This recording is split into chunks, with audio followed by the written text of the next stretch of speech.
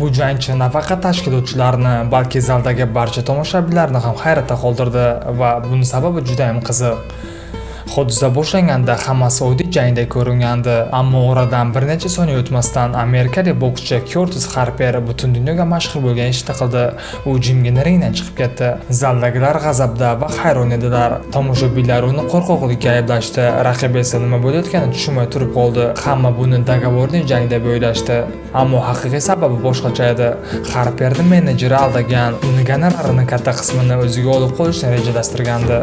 Shuning uchun Curtis jangni boshlamasdan ringni tark etdi. Bu uni menejeriga qarshi javob edi. U jangda yutqazdi, lekin Ulshanni himoya qildi. Do'stlar, bunaqa holatlar haqida fikringiz qanday? Kommentariyaga yozib qoldiring.